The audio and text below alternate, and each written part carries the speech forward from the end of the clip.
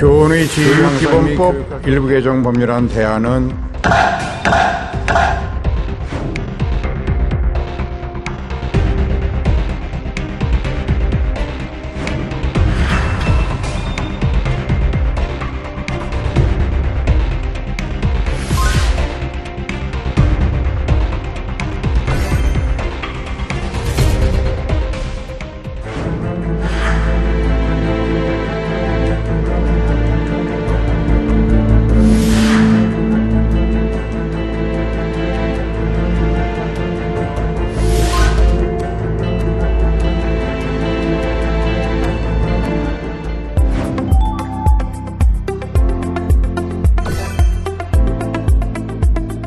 이유가 있어서 지금 수업 방해 행동을 하는 건데 하지만 뛰어다니면 안 돼, 뭐 소리 지르면 안 돼 이렇게 이야기하는 것밖에 할 수가 없어요.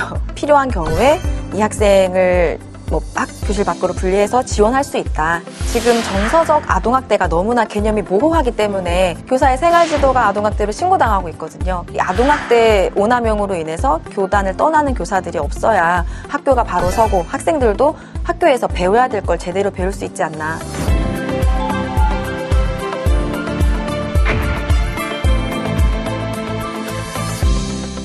교사도 학생도 모두가 행복한 학교를 만든다. 미래 세대를 위한 공교육 지킴이 백전백승아. 백승아 의원 함께 하셨습니다. 어서 오십시오. 네, 안녕하세요. 더불어민주당 국회의원 백승아입니다. 네.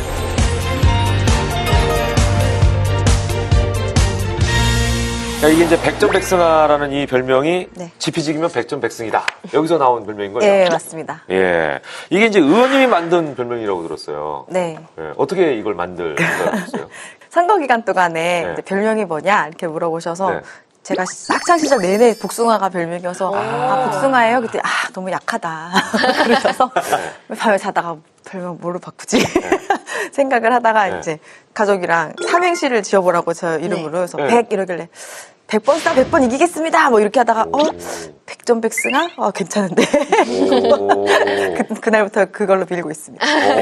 괜찮네요. 예. 라임이 딱딱 맞아 떨어져요. 그러게요. 예. 아니 제가 듣기로는 또 의원님께서 웹툰 그리는 국회의원으로 유명하신데 이게 그림 솜씨가 이게 한두 해 그리는 솜씨가 절대 아닌 그 학창 시절 때부터 꾸준히 어떤 쌓아올린 실력과 그리고 막 채색도 하시고 이게 평상시 좀 그림을 그리시는 편이셨나요? 제가 이제 아이 키우면서 원래 그 웹툰 디지털 드로잉을 공부를 해서 그림을 그렸었어요. 그래서 아이들 키우는 이야기도 제 SNS에 올리고 소통하면서 이 부모님들 좀 힐링하면 저도 같이 힐링이 되고 그랬었는데 출판도 하고 이런 게 목표였는데 이제 뭐 교사 노조 활동도 하고 하다가 이제 정치계로 와 보니 바빠서 거의 1년 동안 패드를 아예 못 잡았다가 이번에 저희 국회 앞을 지켜주신 시민 여러분 보고 너무 감동받아가지고 또 다시 이제 그림을 그리기 시작했습니다. 그럼 이제 다시 이제 시작하시면 계속 이제 그리시는 건가요? 네, 지금 거의 매주 한 편 정도는 해서 올리고 있어요. 자, 이제 국회의원이 되시고 2년 차가 됐습니다. 예, 지난해 정치에 처음 입문해서 이제 숨가쁘게 달려오셨을 것 같은데 국회의원으로서 첫 이제 입문을 하셨으니까 어떠셨는지? 정말 지난 한 해가 쏜살같이 흘러갔어요. 네네. 숨 쉴 틈도 없이 흘러갔고 제가 1월까지 학생들을 가르치다가 사표를 내고 이제 영입인재로 들어오고 또 더불어민주연합 당대표를 맡으면서 이재명 대표님이랑 같이 유세를 다니고 했던 그 모든 과정들이 너무 숨가쁘고 쏜살같이 지나갔다는 생각이 들고 매 순간순간마다 국민 여러분의 뜻에 부응하려고 국민과 함께 가야 된다 이런 생각으로 1년을 보냈습니다. 그래서 김대중 대통령께서 그런 말씀을 하셨거든요. 정치인은 이제 자신의 뜻대로 하는 게 아니라 국민의 뜻을 따라야 된다. 항상 그 마음을 마음에 두고 국민 여러분과 함께 한다는 생각으로 열심히 하고 있습니다. 네네.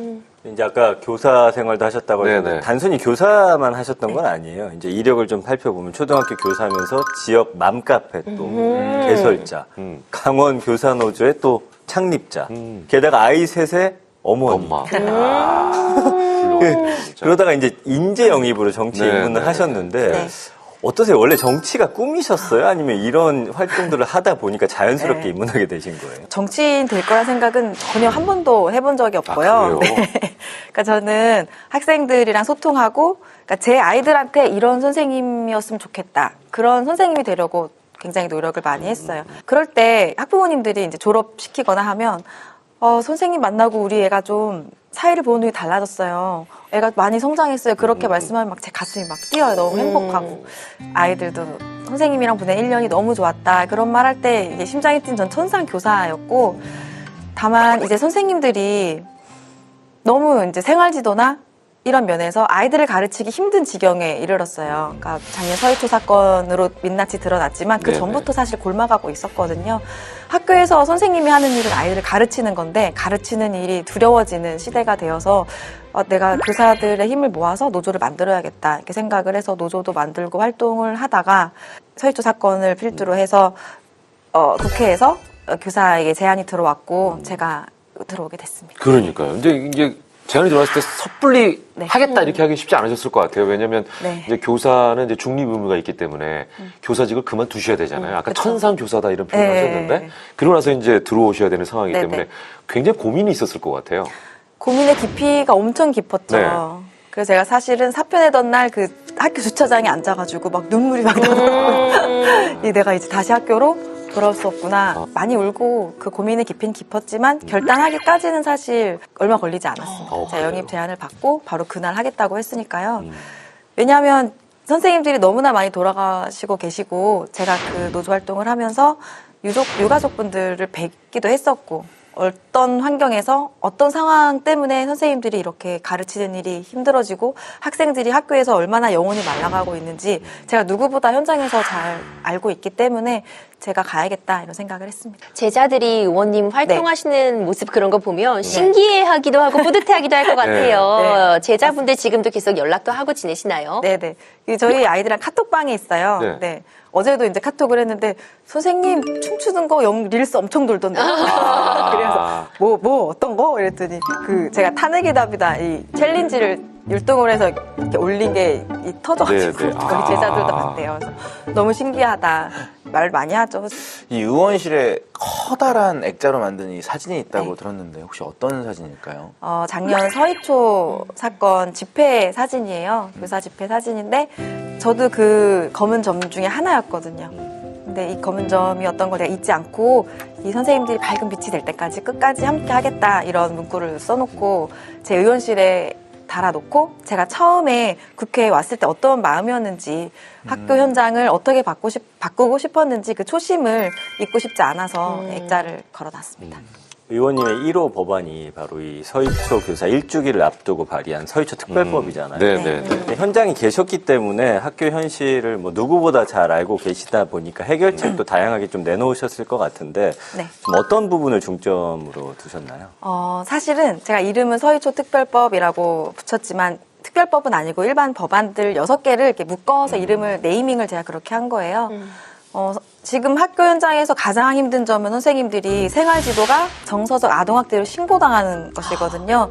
그래서 이 아동학대, 정서적 아동학대가 굉장히 모호해서 이걸 조금 구체화하는 법안 하나, 또 선생님들이 이 학폭 업무, 또 행정 업무에 너무 이 에너지를 많이 뺏겨서 가르치는 일에 지금 집중을 못하고 계세요. 또 그런 일들을 하다가 아동학대로 신고당하기도 하고.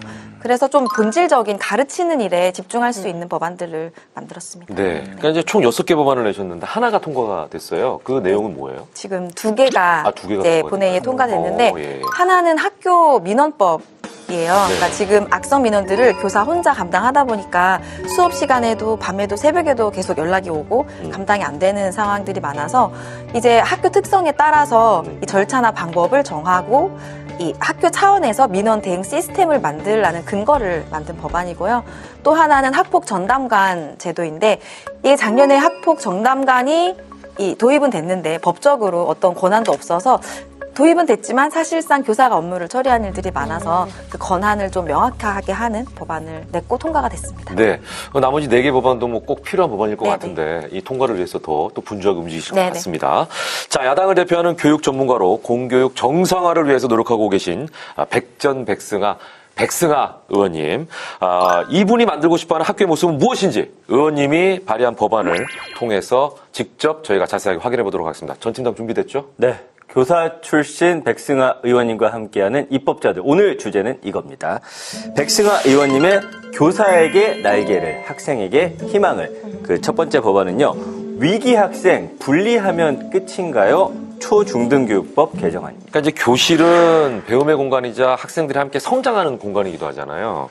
그런데 간혹 이제 수업 중에 방해 행동으로 인해서 이런 것들이 잘 안 이루어지는 경우가 있는데 이게 참 심각하지 않습니까? 네. 제가 교사 생활하면서 어려움을 가장 겪었던 부분들이 수업 시간에 막 어떤 심정적인 어떤 어려움이 있겠죠. 그 친구한테. 네, 그래서 네. 막 소리를 지르고 교실을 뛰어다니고 에어컨이 지금은 천장에 있지만 전에는 이제 세워져 있는 네. 곳이 있는데 그 뒤에 들어가서 안 나오고 심지어는 사물함에 들어가서 안 나오는 친구도 있었어요. 1학년이면 이 몸이 들어가더라고요. 그래서 마음에 어떤 어려움이 있는 거잖아요. 그 친구들이. 이유 없이 문제 행동을 보이진 않거든요.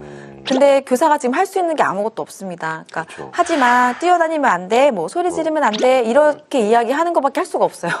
그러면 이제 나머지 수십 명의 학생들은 수업을 받을 수가 없고. 방해가 되죠. 네, 그 친구는 그 친구대로 뭔가 지금 어려움을 호소하고 네. 있는 건데 그거를 해결해 줄 수가 없고. 실질적인 도움이 안 되죠, 또. 예. 예. 그래서 선생님들이 무력감을 많이 느끼세요. 그러니까 아무것도 할 수 없으니까요, 지금. 그러네. 네. 그러니까 말로 타일러야 되는데 말로서는 한계가 있으니까. 네, 네. 너무나 답답한 상황이네요. 그렇죠. 이런 문제점들이 계속 지적이 되어 왔고요. 그래서 2023년도 9월에 교원의 학생 생활 지도에 관한 고시가 시행이 됐습니다. 이 고시 이후로는 이렇게 수업을 방해하는 행동을 하면 일단 분리 지도할 수 있게는 되어 있는데 사실 이게 현실과 맞지 않다는 지적이 계속 나오고 있었어요. 현재 교육 현장에서 분리 지도의 가장 큰 문제점은 의원님 뭐라고 보시나요? 제가 아까도 말씀드렸듯이 이 문제 행동을 보이는 친구들은 다 이유가 있는 거거든요, 심리적인. 네. 지금은 그냥 방치돼 있어요. 이게 근데 문제 행동 일으킨다고 다 분리되는 건 아니고요. 아무리 지도해도 네, 네. 다른 학생 수업에 방해가 되거나 도저히 이 수업 진행이 안 될 때만 분리를 합니다. 한계에 다다랐을 예, 때 예. 쓸 수 있는 조치군요. 예. 근데 지금 같은 경우는 그냥 교무실이나 네. 어디 교사들 모여있는 곳이나 이렇게 분리되어 있다가 집에 가거나 이런 식이에요. 그러니까 아무런 해결이 되지 않잖아요. 예전에는 우리 그 밖에 네. 나가가지고 뭐 팔도 걸 수 있고 네, 이랬는데. 아니, 그런 거 아동학대입니다. 하면 안 돼요. 그런 거 하면 안 되고. 이야. 네. 그러니까 네. 이 친구는 이유가 있어서 지금 수업 방해 행동을 하는 건데 네. 어떤 지원도 받고 있지 못하는 거예요. 그러니까 왜 그러냐 하면 이게 고시로만 있으니까 재정 지원이 안 됩니다. 저희가 17개 시도교육청 다 조사했을 때 재정 지원이 조금이라도 된 곳은 한 군데밖에 없었거든요. 그러니까 사실은 별도의 공간이 마련돼 있고 별도의 인력이 투입이 돼서 이 친구가 지금 어떤 어려움이 있는지 상담도 하고 지원도 하고 필요하다면 치료도 받고 이래야 되는데 그런 지원이 하나도 지금 되고 있지를 않아요. 근본적인 문제 해결은 안 되고 임시 방편으로 그냥 네. 분리만 시키는 거네요. 그렇죠. 사실 뭐 저 어렸을 때 부끄럽지만 네. 가장 많이 들었던 말이 손 들고 서 있어. 아니요. 무릎 꿇고 손 들고 서 있어. 그래서 저는 그때도 어린 나이에 아니 무릎을 꿇고 무릎 어떻게 꿇고 서 손 있을 들고 수 서. 있냐. 네. 뭐 그런 지금은 그런 말을 하면 안 된다고 얘기 들었어요. 그러면은 이제 분리된 학생들은 어디로 가게 되는 건가요? 그러네, 진짜 이게. 지금 말씀드린 대로 보통 한 40%는 가정으로 돌아가거나 그냥. 아니면 교무실에 있거나 선생님 연구실에 있거나 그렇죠. 그러니까 이게 얼마나 이 학생에게 그 심리적으로 좌절감을 주겠어요. 근본적인 문제는 해결이 안 되는 상태에서. 그래서 저는 적절한 조치를 해야 된다. 이 친구에게도 다시 교실로 들어올 수 있는 어떤 프로그램을 운영을 해줘야 되겠죠. 그러네요. 제일 네. 중요한 건 이제 말씀 들어보니까 상담사가 어떻게 좀 배치가 돼가지고 네네. 상담 치료 좀 할 수 있으면 좋겠다 이제 이런 생각이 자꾸 네. 드네요. 자, 전 팀장. 네. 지금 이제 분리 지도가 필요한 학생들이 어느 정도인지 파악이 좀 됐나요? 그 2024년 전국 17개 네. 시도교육청 분리지도 실태를 보니까 교권 침해 사안이 지난해 총 5,050건이었습니다. 이게 2019년 2,662건보다 2배가량 늘은 거고요. 학교 폭력 사안 피해 응답률도 1.7%에서 2.1%로 증가하는 등 이 분리지도가 필요한 학생들은 지금 꾸준히 늘고 있는 추세입니다. 아까 보니까 이제 문제 학생 이외에 나머지 학생들의 학습권도 좀 보장해야 되고 또 심지어 이 문제 학생은 이제 효과적인 교육을 해야 된다는 게 의원님 생각이시잖아요. 자, 이게 이제 어떤 구체적인 내용을 이 법안이 담고 있습니까? 이걸 위해서? 법안에는 필요한 경우에 이 학생을 교실 밖으로 분리해서 지원할 수 있다. 이런 내용인 거고요. 그렇게 되면 자연스럽게 교실 안에 있는 다수의 학생들이 수업을 제대로 받을 수 있게 되고 수업 방해 행동을 보이는 학생도 자신의 어떤 심리나 이런 것들을 안정되게 좀 치유를 할 수가 있겠죠. 네. 지금으로 따지면 이제 분리지도를 받게 되는 학생들, 이 굉장한 상상만으로도 소외감이 들거든요. 이 부분에 대해서 좀 섬세한 접근이 필요할 것 같은데 의원님 네. 생각은 어떠신지?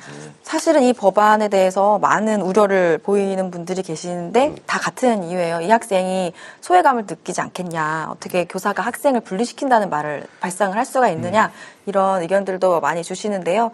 그러니까 이 학생을 만약에 분리시키지 않고 그 문제 행동을 보이는 수업 상태 그대로 둔다. 그럼 그 교실은 교실 붕괴가 일어나거든요. 그랬을 때 학생들이 받는 스트레스와 학부모님들의 불만과 이 불안은 말로 할 수가 없어요. 그러니까 학교에서 배울 수가 없잖아요. 공부를 할 수가 없잖아요. 그럴 때 문제 행동을 보이는 학생들을 나머지 학생들이 어떤 시선으로 바라볼까요?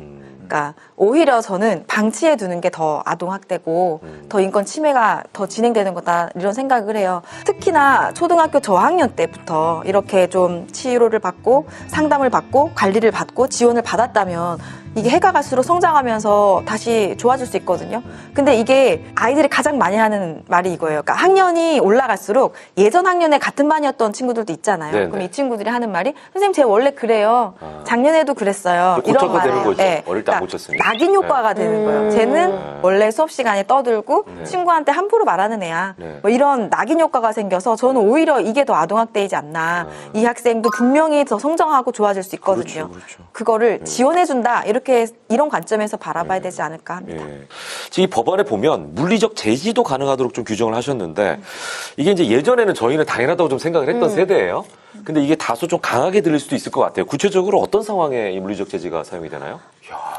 친구들끼리 싸울 때 또는 본인이, 그러니까 초등학교 저학년인 경우엔 그렇지만 이제 막 고등학교 나보다 몸집이 큰 학생이 나를 때릴 때도 아무것도 할 수 없다는 거는 이거는 조금 문제가 있다. 그래서 최소한의 방어의 목적인 것이지 물리적 제지라고 해서 뭐 학생을 가가지고 어떻게 막 큰일 납니다. 요새는 말씀드렸듯이 물리적 제지를 염려하시는 것처럼 막 이렇게 함부로 할 수 없어요. 교사들이 그걸 원하는 것도 아니고 학생 체벌 금지는 법으로 이미 규정이 되어 있습니다.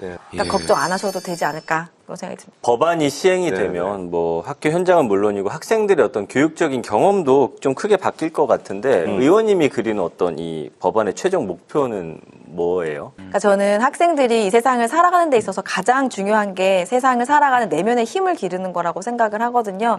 그럴 때 학교가 이런 것들을 지원해주고 그럼 이 학생이 성장할 수 있잖아요. 또 나머지 학생들은 학교에 공부하러 왔는데 너무 시끄럽고 소란스러워서 수업을 못 받으면 또 안 되잖아요. 그렇죠. 그러니까 누구나 다 학교에서 성장할 수 있고 또 교사들도 수업을 제대로 할 수 있고 그래서 이 모두 학생과 교사가 다 행복한 교실을 만드는데 이 법안이 꼭 필요하지 않을까 이렇게 생각을 합니다. 네, 그러네요. 네. 정말 제대로 된 교육 현장. 네. 예, 분위기가 만들어질 수 있기를 기대해 보도록 하겠습니다. 자, 전팀장 다음 법안도 서희초 특별법 중 하나죠? 맞습니다. 백승아 의원님의 교사에게 날개를 학생에게 희망을 그 두 번째 법안은요. 학생 지도가 왜 정서적 학대인가요? 아동복지법 개정안입니다. 그러네요.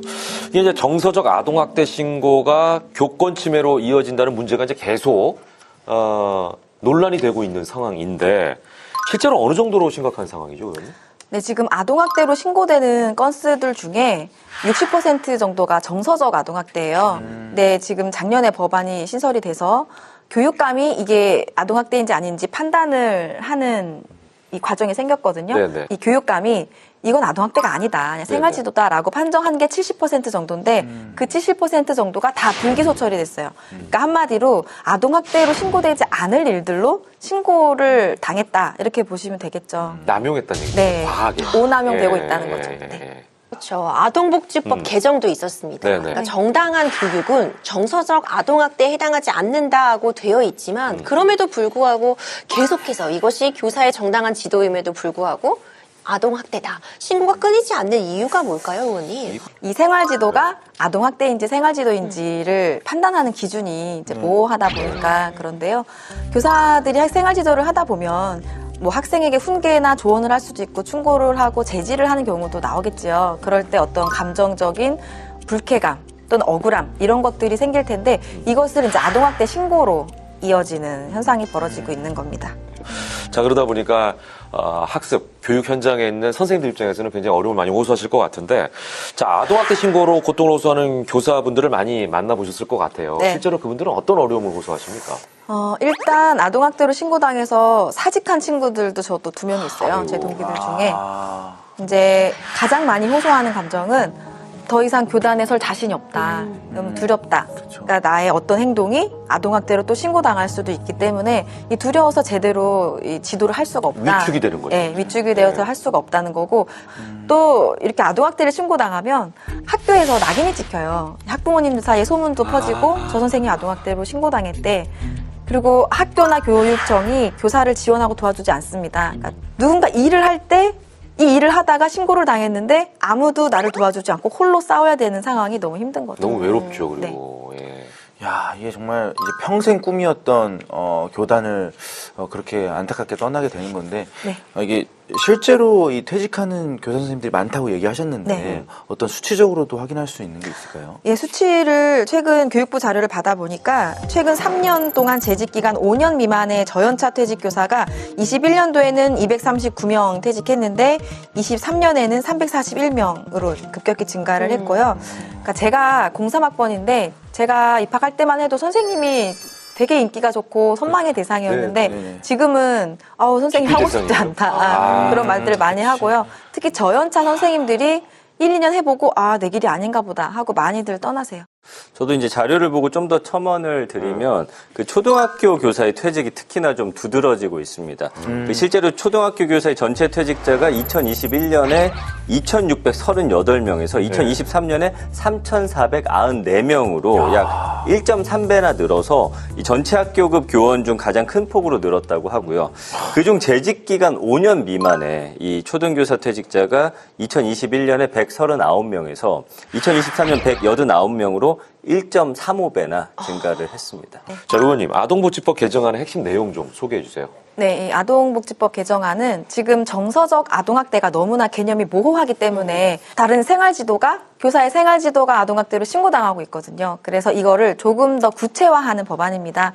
반복적, 지속적이거나 또는 일시적, 일회적이더라도 그 정도가 심한 경우 또 뭐 사회 통념에 위반되지 않는 경우 뭐 이런 내용을 담았어요. 그러니까 법안이라는 게 너무 구체적이면 그것 외의 것들을 포함하지 못하니까 더 구체적일 수도 없고 그렇다고 너무 모호하면 모든 게 다 죄가 되니까 그 균형, 그 중간점을 찾는 게 굉장히 어렵습니다. 그러네요. 그러니까 학교라는 공간에서 정서적 아동학대가 일어나면 안 되겠죠. 그건 당연한 부분이지만 사실 현 상황을 보면은 이 무너진 교사의 교권을 지금 보호해 주는 것도 굉장히 중요한 것 같아요. 결국 아이들의 그런 문제나 교사의 교권 이 가운데 균형점 찾아가는 과정이 매우 중요할 것 같거든요. 의원님 어떻게 보고 계세요? 네, 이 아동복지법 또 아동학대 처벌법은 약자인 아동을 보호하기 위해서 만든 법이기 때문에 그 필요성은 저도 아이 키운 엄마로서 너무나 공감하고 인정합니다.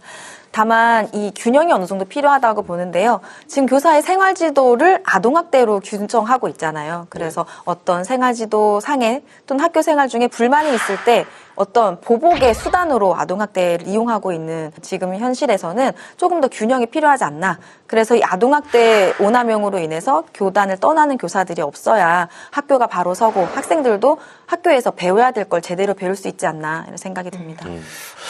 자, 이 법안이 이제 통과된 이후에도 어떻게 보면 이제 보완을 계속 해나가야 할 필요성이 있을 것 같은데 추가적으로 어떤 정책적 지원이 좀 필요하다고 생각하세요? 전 앞으로 이 수사 체계에 현장을 좀 알고 있는 전문가들이 들어가야 되지 않나, 전문가들도 함께 들어가야 되지 않나 싶고요. 아까 말씀드렸듯이 교사들이 아동학대로 신고당하면 혼자 싸워야 돼요. 그러니까 내가 이 아동학대를 하지 않았다는 증거를 수집해서 자기가 스스로 증명을 해야 하는데 굉장히 외롭고 힘든 시간이거든요. 이 내가 가르친 학생이 나를 신고했다는 것만으로도 사실은 심리적 위축이 되는데 법적 절차를 혼자 해야 되니까 너무 힘들어요. 그래서 제가 지금도 법안 소위에서 상위 논의 중인 법안이 있는데 교육활동보호조사관을 둬서 교사들이 신고당했을 때 어떻게 대처하면 되는지를 좀 옆에서 도와주는 사람이 필요하지 않나 싶습니다. 아니 이제 의원님이 이야기하는 거 보면 학창 시절에 어떤 학생이었을까 참 이렇게 좀 궁금하거든요. 뭔가 이 영화 속 써니의 아니 지금 저 머플러도 써니처럼 하고 있어요. 그렇네요. 느낌이 있어요. 어떤 느낌이셨죠? 학창 시절 때? 제가 아주 어렸을 때는 골목대장이었다고 그러시더라고요. 부러졌을 것 같아요. 예, 막 남자애들도 가서 막 아무튼 제가 대장이었다고. 어머님 그러시는데 제 기억에는 없습니다. 제 기억에 저는. 옆에 친구들이 다 증언하는 거죠. 네, 중고등학교 때 되게 모범적이고 성실한 학생이었던 걸로 기억합니다. 하지만 불의를 보면 참지 않는. 네.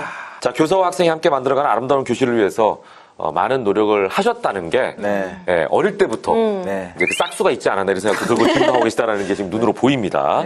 자, 여러분들은 어떠셨습니까? 이분을 만나시면서. 정말 사실 학창 시절 요즘 들어 생각하는데 학창 시절의 그 기억들이 그냥 학창 시절의 기억을 끝나는 게 아니라 성인이 되어서도 곱씹어 보면은 야, 그때 생각하면은 슬프기도 하고 그때 그게 굉장히 서글프기도 하고 되게 기쁘기도 하고 막 웃고 울고 막 그런 순간들이 있더라고요. 그래서 우리 의원님께서 이 자라나는 아이들이 지금의 이 학창 시절의 기억들이 커서도 정말 좋은 기억으로 남을 수 있도록 지금처럼 많이 애써주시고 저도 응원하도록 하겠습니다. 저도 이제 사실 초등학생 아이를 키우는 아빠로서 이런 이야기를 종종 들을 때 와, 이건 아닌데 싶은 마음이 있었거든요.